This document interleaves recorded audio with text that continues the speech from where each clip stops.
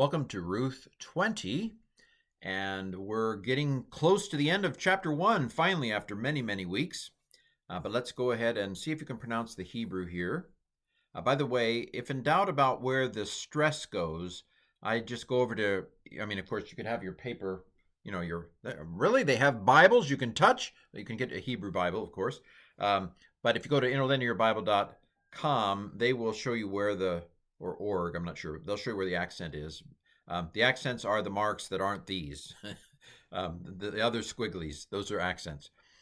So like this one is vatomer, and the accent is on the toe here. I got an accent on the toe right here. Anyway, but you didn't want to see that. But so this is and she said, Chicago song, no doubt. Oh, look, I've got it slightly in the wrong place. Hold on a second. There, now we can see it. Vav, patak doubling, converted imperfect. Well, it's a preterite. It's past tense. It is imperfect. See the tav there, so it's third feminine singular. She said. And then amar. It's a G stem, call stem. So, and she said. Alehen. So I would have actually pronounced this alehen until I looked at interlinearbible.org and the accent's on the hen. Imagine that. But this is all, which means two, and then hen is the third feminine singular. I think I said third feminine singular here, right? And third feminine singular object suffix here, hen. Hem would be masculine, and then hen is, think of nuns. Nuns are feminine. So the nun is an indicator of the feminine in that situation. So, and she said to them, this is Naomi speaking, by the way, al tikrana, no, is it tikrana? Yeah, I think it's tikrana. Al tikrana li naami. Don't call me Naomi. So the all here, lo is the word for not in kind of normal situations. What in Greek we would call indicative situations. But all indicates a command. And so this form here, tikrena, tikrena in and of itself could just be a normal old imperfect. They as in women call, or y'all women call. Let's go ahead and analyze that, shall we? So if we break it all apart, we've got the tav, which tells me that it is maybe imperfect, but hold that thought. We have kara, which means to call, and then the na tells me that it's plural. So second feminine, the tav tells me, could also be third feminine, but in this case, she's addressing them, so it's second feminine. The same form, right? Tiktolna and tiktolna, third feminine plural, and second feminine plural is tiktolna. That's the form. So it could be either. In this case, in the context, it's second feminine, and then the na tells me it's plural. 1, 2, punch. So now, jussive. What's a jussive?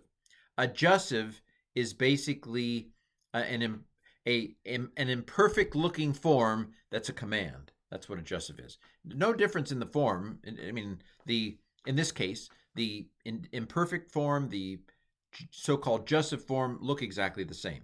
But in the context, she's telling them not to call her that. Don't call me. And the all is a big clue because it's a negative command. Don't do it. And actually, Greek has two words for not too. You've got u for the indicative and me for command. Hebrew's the same. Lo is not in a normal statement, but all, you can call me Betty. No, I'll call you Betty. You call me Al, which means you're telling me no. So do not call to me Naomi. Don't call me Naomi. And this is the Hebrew idiom, call to me. It's not good English. We would say call me in English, but literally not literally, woodenly in Hebrew, it's to me. Okay? So this is a second feminine plural, jussive, call stem or G stem. All right, so that's the first line of our verse. See if you can pronounce this. So here's my attempt here.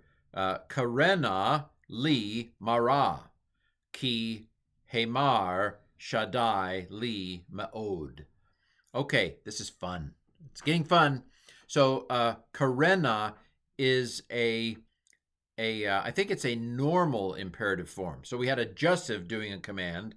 Now we have an imperative doing a command, which is more normal. I think it's written defectively in the sense that I would have preferred there to be a hey on the end. What the hey? But it is a so this would be a second feminine plural imperative, call imperative going on here. So call me Mara. Don't call me Naomi. Call me Mara. Mara. Why do you call me Mara? Because I'm bitter. It's bitter for me.